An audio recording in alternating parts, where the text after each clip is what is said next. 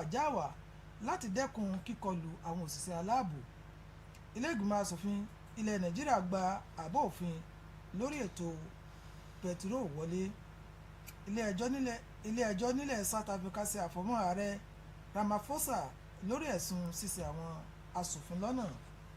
Ẹ gbọ́ ìròyìn náà lẹ́kùnrẹ́rẹ́. Ìjọba ìpínlẹ̀ Ọ̀yọ́ ti ṣe lálàyé pé òun yóò bẹ̀rẹ̀ fífi òfin de àwọn ọkọ̀ ńláńlá àti àwọn ọkọ̀ akẹ́rù láti má rìn lójú pópó ní ojoojúmọ́ àyàfi ní alẹ́ nìkan. Ìjọba ṣe lálàyé síwájú sí pé ìfòfinde àwọn ọkọ̀ ọ̀hún ni yóò jẹ́ láàrin aago 9 alẹ́ títí di aago 6 òwúrọ̀ gẹ́gẹ́ bí àtẹ̀jáde tí wọ́n fi léde fún àwọn akọ̀ròyìn. Èròǹgbà ìjọba náà jẹ́ ara ọ̀nà láti mú kí ètò ìrìnnà jágeere sí i tí súnkẹrẹ fàkẹrẹ ọkọ̀ yóò sì dínkù jọjọ ní àwọn ojú òpópónà wa nípínlẹ̀ Ọ̀yọ́. Àtẹ̀jáde ọ̀hún jẹyọ lẹ́yìn ìpàdé tó wáyé láàrin iléeṣẹ́ òde àti ìgbòkègbodò ọkọ̀ nípínlẹ̀ Ọ̀yọ́ àti àwọn ọmọ ìgbìmọ̀ rẹ̀. Àtẹ̀jáde náà tún jẹ́ kó dúnmọ̀ pé iṣẹ́ ti bẹ̀rẹ̀ lórí ọ̀nà tí ìgbìmọ̀ náà yóò gbà láti mú kí òfin díde ìrìnnà àwọn ọkọ̀ akẹ́rù ńlá ọ̀hún di mímúṣẹ pàápàá jùlọ ní àwọn ojú pópó kan nípínlẹ̀ Ọ̀yọ́. Nígbà tó ń sọ̀rọ̀, ọ̀gá àgbà àjọ TMA Mọ́gàjí Akin Fágbèmí ti ṣe lálàyé pé àjọ rẹ̀ yóò ṣe ètò ìlera ohun ìtọ́jú fún onírúurú ìjàmbá ọkọ̀ tó bá wáyé lójúnà àti rí i pé ètò ìlera dúró déédéé nípínlẹ̀ yìí. Àbá òfin láti ṣàgbékalẹ̀ àjọ tí yóò máa rí sí ètò ìnáwó nípínlẹ̀ Ọ̀yọ́ ti di kíkà lẹ́ẹ̀kejì nílé ìgbìmọ̀ asòfin ìpínlẹ̀ Ọ̀yọ́ báyìí. Ìgbésẹ̀ náà wáyé níbi ìjókòó ilé èyí tí olórí ìgbìmọ̀ asòfin ìpínlẹ̀ Ọ̀yọ́ Honorable Adébò Ògúndoyin darí rẹ̀. Lẹ́yìn wípé ìdásílẹ̀ àjọ tó ń rí sí ètò ìnáwó nípínlẹ̀ yìí yóò di gbígbé kalẹ̀ àbá òfin pẹ̀lú àkórí àbá ètò ìnáwó ọdún 2021 yóò tún rí ààyè gba ìyànsípò bíi ètò iṣẹ́ ṣíṣe yóò ṣe rọrùn àti ìró lágbára ọ̀gá àgbà olùṣírò-owó àgbà nípínlẹ̀ yìí àti àwọn ti ìjọba ìbílẹ̀ tí yóò sì rí dájú pé ètò àyẹ̀wò fínífíní wà fún owó ìlú nínáná yálà nípínlẹ̀ tàbí ní àwọn ìjọba ìbílẹ̀ wa. Olórí ilé ìgbìmọ̀ asòfin ìpínlẹ̀ Ọ̀yọ́ wá sọ di mímọ̀ pé ìgbésẹ̀ náà jẹ́ ara ọ̀nà kan láti ró àyẹ̀wò ètò ìnáwó lágbára àti láti mú ìdàgbàsókè bá ètò náà. Alága ìgbìmọ̀ ọ̀hún ní ilé ìgbìmọ̀ asòfin Honorable Akeem Mustapha láti ìjọba ìbílẹ̀ Kájọlá ṣe lálàyé pé ètò ìnáwó náà jẹ́ ara ọ̀nà kan gbòógì láti ró olùṣírò owó àgbà lágbára kí wọ́n sì dájú pé àkóyawó wà fún ètò ìnáwó yálà nípínlẹ̀ Ọ̀yọ́ tàbí àwọn ìjọba ìbílẹ̀ yíká ìpínlẹ̀ yìí. Nígbà tí òun náà ń sọ̀rọ̀, Honorable Ṣèyí Àdìsá láti Àfìjíò ó ṣàfikún rẹ̀ pé nígbà tí àbá ìwé òfin náà bá di bíbọwọ́lù, òfin yóò ṣe àbójútó bí ìjọba ṣe ná owó ìlú lóòrèkóòrè. Kọmíṣánná tẹ́lẹ̀ rí fún ètò ìròyìn, àṣà àti ìrìn àjò afẹ́ nípínlẹ̀ Ọ̀yọ́ Ọ̀mọ̀wé Wàsíù Ọlátúnbọ̀sún ti dúpẹ́ púpọ̀ lọ́wọ́ gómìnà sí Mákindé fún gbígbà láàyè láti ṣiṣẹ́ papọ̀ pẹ̀lú rẹ̀ láàrin ọdún méjì sẹ́yìn. Ọ̀mọ̀wé Ọlátúnbọ̀sún, ẹni tí ó tún ti fi ìgbà kan jẹ́ alága ìjọba ìbílẹ̀ nípínlẹ̀ yìí, ló sọ ọ̀rọ̀ ọ̀hún nígbà tó ń bá àwọn akọ̀ròyìn sọ̀rọ̀. Ó ṣe lálàyé pé òun gbádùn gbogbo àkókò tó ń lò pẹ̀lú gómìnà àti gẹ́gẹ́ bí kọmíṣánná fún ètò ìròyìn lábẹ́ ìṣàkóso gómìnà Mákindé, pẹ̀lú àfikún pé òun kò kábàámọ̀ rárá nípa ṣíṣiṣẹ́ papọ̀ pẹ̀lú gómìnà Mákindé. Ó wá ṣe ìrántí pé ó yẹ ká ṣe ìrántí pé lẹ́yìn ìpàdé ìgbìmọ̀ aláṣẹ ìpínlẹ̀ Ọ̀yọ́ èyí tó wáyé lọ́jọ́ Ṣẹ́gun ni gómìnà Mákindé tú ìgbìmọ̀ aláṣẹ náà ká, èyí tí Ọ̀mọ̀wé Ọlátúnbọ̀sún àti àwọn kọmíṣánná 16 mìíràn kò gbẹ̀yìn tí olórí òṣìṣẹ́ ní ọ́fíìsì gómìnà ìyẹn Olóyè Bísí Ìlàkà náà wà lára wọn. Iléeṣẹ́ ọlọ́pàá ti ìpínlẹ̀ Ọ̀yọ́ lọ́jọ́rú àná ti tako ìkọlù àwọn ọ̀dọ́ sí àwọn òṣìṣẹ́ aláàbò ní Àjáàwá lábẹ́ ìjọba ìbílẹ̀ Ògoluwa nípínlẹ̀ Ọ̀yọ́. Eléyìí ni àṣẹ èyí tí wọ́n fi ń rọ àwọn òbí, alágbàtọ́ àti àwọn tí wọ́n wà láwùjọ láti kìlọ̀ fáwọn ọmọ wọn àti ọ̀dọ́ lọ́nà láti má jẹ́ kí àwọn ọ̀daràn máa lò wọ́n láti fi dá rúgùdù sílẹ̀ nípínlẹ̀ Ọ̀yọ́ wa. Kọmíṣánná ọlọ́pàá nípínlẹ̀ Ọ̀yọ́ arábìnrin Ngozi Ọ̀nàdẹ̀kọ̀ jẹ́ kó di mímọ̀ nínú àtẹ̀jáde èyí tó fi ń ṣàlàyé pé wọ́n kó lu àwọn ikọ̀ aláàbò náà lọ́jọ́ àìkú ọjọ́ 28 oṣù kẹfà ọdún 2021 tí a wà yìí nígbà tí wọ́n ń ṣe ìwádìí èyí tó lẹ́tọ̀ọ́ lábẹ́ òfin lágbègbè náà. Ó tún jẹ́ kó di mímọ̀ pé irú ìṣẹ̀lẹ̀ yìí kan náà ti wáyé lọ́jọ́bọ̀ ọjọ́ 17 oṣù karùn-ún ọdún 2021 tí a wà yìí nígbà tí àwọn ikọ̀ aláàbò wà lórí iṣẹ́ ìwádìí ṣùgbọ́n tí àwọn ọ̀dọ́ àti àwọn ọmọ sọ́ta tí wọ́n kóra jọ pẹ̀lú àwọn nǹkan ìjọ olóró tí wọ́n sì jí àwọn nǹkan olówó iyebíye lọ pẹ̀lú ìkọlù tó lágbára pẹ̀lú wọn. Kọmíṣánná ọlọ́pàá fi àìdùnnú ọkàn rẹ̀ hàn sí ìbínú àbíjù àti ìtàkpóró gan sí àwọn òṣìṣẹ́ àti àwọn ọmọ ológun nígbà tí wọ́n bá ń ṣiṣẹ́ òòjọ́ wọn èyí tí ó lẹ́tọ̀ọ́ lábẹ́ òfin pàápàá jùlọ nígbà tí wọ́n bá mú àwọn ọ̀daràn lágbègbè wọn. Nígbà tí ọ̀gá àgbà náà wọ́n wá ń fi àwọn aráàlú lọ́kàn balẹ̀ pẹ̀lú ààbò tó péye fún àwọn èèyàn nípínlẹ̀ yìí. Kọmíṣánná ọlọ́pàá sọ yìí pé àwọn ò ní káwọ́ gbéra o kí àlàáfíà àti dúkìá àwọn èèyàn kó má bàjẹ́ lójú àwọn. Ó wá ṣàfikún pé ìjìyà tó lóòrìn níbàámu pẹ̀lú àṣẹ yóò máa bẹ fún ẹnikẹ́ni tàbí àwọn àgbáríjọ ikọ̀ kan tó bá ń hu ìwà láti dá rúgúdù tàbí láti dá àlàáfíà ará ìlú rú láyèkáyè tàbí ibikíbi tí wọ́n bá wà ní ìpínlẹ̀ yìí. Ilé ìgbìmọ̀ aṣojú-ṣòfin ilẹ̀ wa Nàìjíríà ti gba àbọ̀ òfin lórí ètò epo bẹtiró wọlé eléyìí tó yẹ kó ti wáyé lọ́pọ̀lọpọ̀ ìgbà sẹ́yìn. Olórí ilé ìgbìmọ̀ aṣòfin ilẹ̀ wa Honorable Fẹ́mi Gbàjàbíàmílà ṣàlàyé pé ètò àtúnṣe àbá òfin ọ̀hún ní ilé gbà wọlé ní ọ̀sẹ̀ díẹ̀ sí àsìkò tí a wà yìí. Ìpinnu ilé náà wáyé gẹ́gẹ́ bí ilé ìgbìmọ̀ aṣòfin àgbà ṣe bẹ̀rẹ̀ ètò ìdábàá abala òfin náà lẹ́yìn tí ìgbìmọ̀ lórí ètò ọ̀hún ti kọ́kọ́ ṣiṣẹ́ nípa rẹ̀ ní kùtùkùtù òwúrọ̀ ọjọ́ náà. A ó ṣèrántí pé ààrẹ Buhari ló ti fi àbá ètò òfin ọ̀hún ṣọwọ́ sí ilé ìgbìmọ̀ aṣòfin àgbà ilé wa nínú oṣù kẹsàn-án ọdún tó kọjá. Èròǹgbà abala ìwé òfin ọ̀hún ni láti mú ètò ìpèsè ètò bẹtiró di bíi ti àjọ àgbáyé kí ó sì tún lè mú àwọn olùdókòwò láti ilẹ̀ òkèèrè wá sí orílẹ̀-èdè wa Nàìjíríà fún òkòwò tó lágbára. Bákan náà, ilé ẹjọ́ tó ga jùlọ nílẹ̀ South Africa ti ṣàfọ̀mọ́ ààrẹ Chris Ramaphosa nípa pípurọ́ lọ́dọ̀ àwọn aṣòfin lórí owó tí wọ́n kó jọ fún ètò ìdìbò ọdún 2017 pẹ̀lú ìwádìí láti ọ̀dọ̀ àwọn obìnrin aráàlú náà gẹ́gẹ́ bí wọ́n ṣe mọ̀ ọ́n nílẹ̀ South Africa gẹ́gẹ́ bí olùdáàbòbò ìfẹ́ àwọn aráàlú Buswe Inwebane lọ́dún 2019 ló sọ pé Ramaphosa mọ̀ọ́mọ̀ sí àwọn ilé ìgbìmọ̀ aṣòfin lọ́nà nígbà tó ń fèsì sí àwọn ìbéèrè tí wọ́n tàkòtò rẹ̀ sí láti ọ̀dọ̀ ọmọ ìgbìmọ̀ alátakò rẹ̀ lọ́dún tó kọjá. Ó tún sọ pé ẹ̀rí fífi ẹ̀yìn pọn owó ìlú wà lárọ̀ọ́wọ́tó mímọ nífẹ̀ẹ́ kan ju ẹnìkan lọ àti sísọ ara ẹni dolówó. Eléyìí ni àwọn nǹkan tí wọ́n fi takò ṣùgbọ́n tí àbọ̀wádìí kò fìdí rẹ̀ múlẹ̀ bẹ́ẹ̀.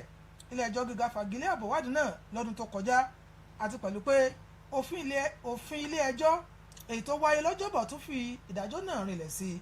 Jafta wá sọ pé kò sí ẹ̀rí kankan tó fìdí rẹ̀ múlẹ̀ pé ó fẹ̀yìn pọn owó ìlú tàbí ààrẹ náà rí àǹfààní kan gbòógì nínú owó àdájọ láti ọ̀dọ̀ àwọn èèyàn fún ìpolongo ìbò náà.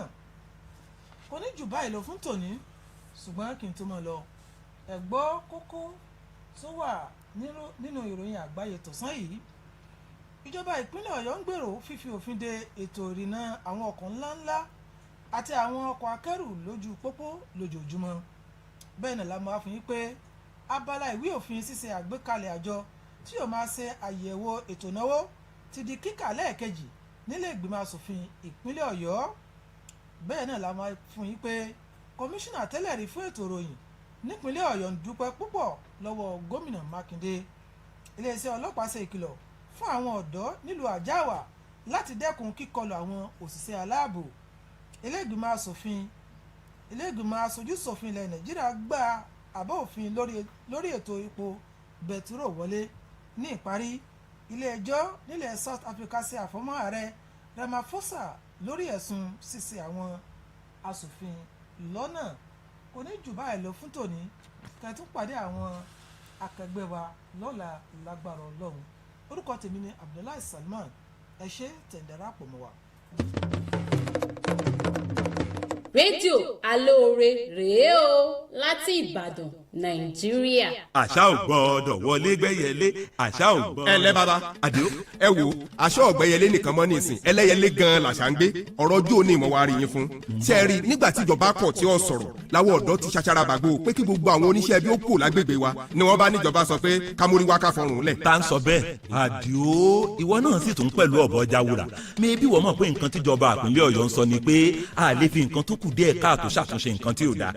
ó dáa àdìo láti gbẹ̀ tí wàá dẹ̀hùn ṣé eégún kan ti wá yọrẹ sí babaláwo yín bí. rárá o bàbá. ní nǹkan tó jẹ́ pé kẹ́yìn ọ̀dọ́ tó fọn níjọba ti yàwó tùlù fún ẹ̀ṣọ́ aláàbò àmọ̀tẹ́kùn pé kí wọ́n fi tọ̀gbẹ́ tààlà láti lé gbogbo àwọn ẹni ibi jáde ní kọ̀lọ̀fín wọn. bẹ́ẹ̀ ló ṣètò ọlọ́pàá scrodom ibi fáàbò gbogbo wa nípìnlẹ̀ Ọ̀yọ́ náà ni ṣèjọba tó wá ṣe yùn ní òwà rẹ̀ nìràn lẹ́rù yóò tún mọ́ ọkọ̀ fẹ́ bí. ọ̀rọ̀ yín yé mi bàbá àmọ́ ọ̀tọ̀ ní táwọn èèyàn mọ̀ ń wíkì.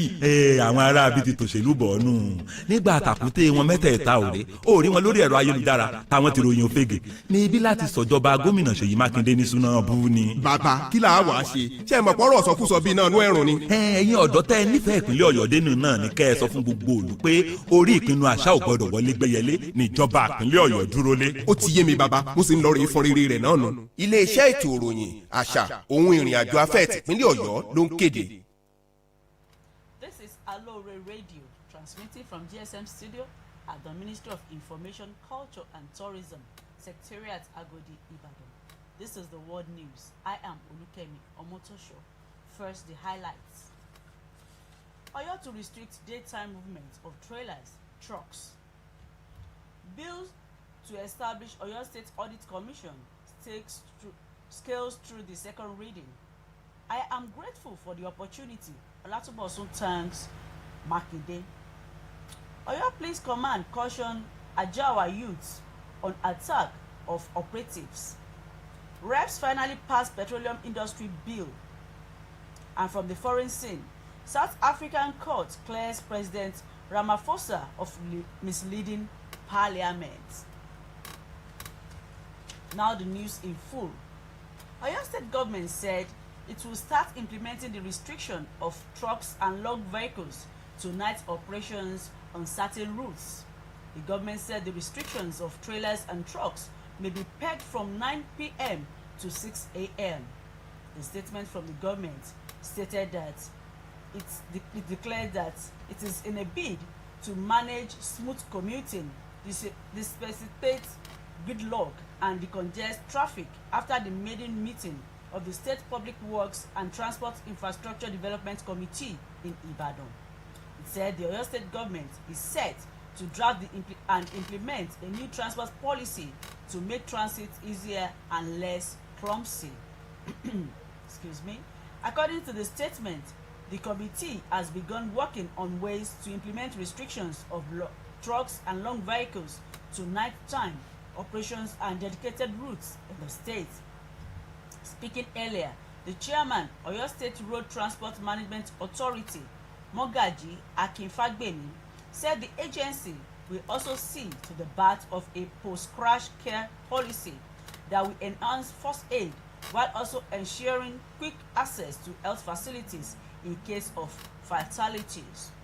He applauded the planned implementation of the restrictions, saying that such would ease the stress of Ultima officials towing vehicles and end the era of unnecessary violence by some of the drivers, adding that the agency will also ensure that traffic is coordinated in internal roads while there is rarely the presence of personnel of the Federal Road Safety Corps (FRSC) in the state. Also, a bill to establish the Oyo State Audit Commission scaled through first and second reading at the Oyo State House of Assembly. The plenary was presided over by the Speaker, Oyo House of Assembly, Honorable Adebo Ogunjoyin. Aside from seeing to the establishment of the Oyo State Audit Commission, the bill titled Oyo State Audit Bill 2021 will also make provision for the appointment, condition of service, functions and power of the Auditor General of the state and local governments. It will equally see to the activities in the state. The chairman of the committee, Honorable Hakeem Mustafa, representing Kajola State constituency, said the bill was meant to give power to the Auditor General and others who will ensure checks and balances on the spendings of government at both state and local levels. According to him, the Oyo State Audit Bill 2021 will make the office of the Auditor General to be autonomous.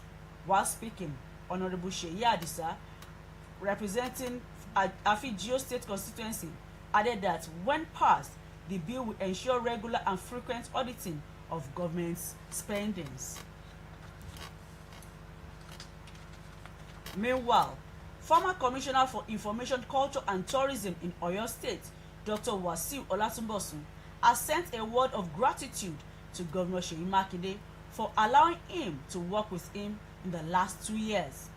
Olatunbosun, a former council chairman, in a statement made available to newsmen, said he enjoyed every bit of his time as commissioner, adding that he has no regret working with the governor. It will be recalled that Governor Makinde, after the weekly ESCO meeting, asked Olatunbosun and 16 other commissioners, including the Chief of Staff, Oloye Bisi Ilaka, to go home after 2 years in office. Oyo State Police Command on Wednesday condemned the attack of operatives of the Special Weapons and Tactics attached to the FCIID by youths in Ajawa, Ogoluwa local government area of Oyo State. This is as the command urged parents, guardians and all at the apex of societal influence to strongly warn their children and wards against being used by criminals in squattling the relative tranquility enjoyed in the state. The Commissioner of Police in Oyo State, Ngozi Onodeko, in a statement explained that the team was attacked on Tuesday 28th of June 2021 while on lawful investigations in the community. She noted a similar incident earlier happened on Thursday 27th May 2021 when a team of IRT FIB on investigations activities were also attacked by the youths and hoodlums who mobilized themselves en masse to unleash mayhem on the officers and as well dispossesses them of valuables. The CP expressed dismay at the needless aggression and hostility towards officers and men of the forces as well as the command by hoodlums while performing their lawful duties, especially regarding arrest of criminal offenders in some areas in the state. While reaffirming the command's assurance to continually provide comprehensive security to the people of the state, the CP Onodeko noted that the command will not fold its hands in docile stupefaction while lives and properties are destroyed. She added that having sanctions according to standard best practice would be meted out on any person or group of persons who through their actions or inactions breaches public peace at any point and place in the state. And the House of Representatives today passed the long-awaited Petroleum Industry Bill, PIB, after considering and adopting the bill's 318 clauses. Speaker of the House of Representatives, Femi Gbajabiamila, said the Electoral Act Amendment Bill will be passed in the coming weeks. The House decision comes as the Senate began considering the bill after the committee's work earlier on Thursday. President Muhammadu Buhari sent the bill to the National Assembly in September last year. The bill aims to modernize the petroleum industry and attract more investors to the sector.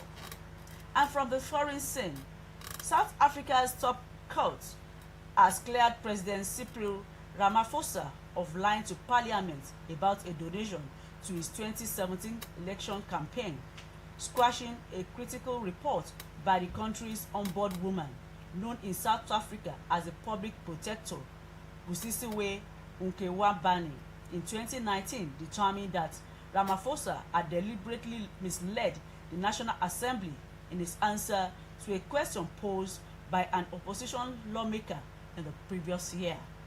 She also said there was evidence of money laundering, conflict of interest, and personal enrichment, prompting the president to challenge the legality of her reports.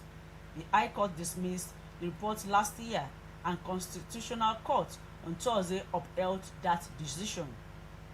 JAFTA also said that there was no evidence to support money laundering allegations or to show the president has personally benefited from campaigns donations. To end the world news, here again are the highlights. Oyo to restrict daytime movement of trailers, trucks. We also brought to you that bill to establish Oyo State Audit Commission scaled through the second reading.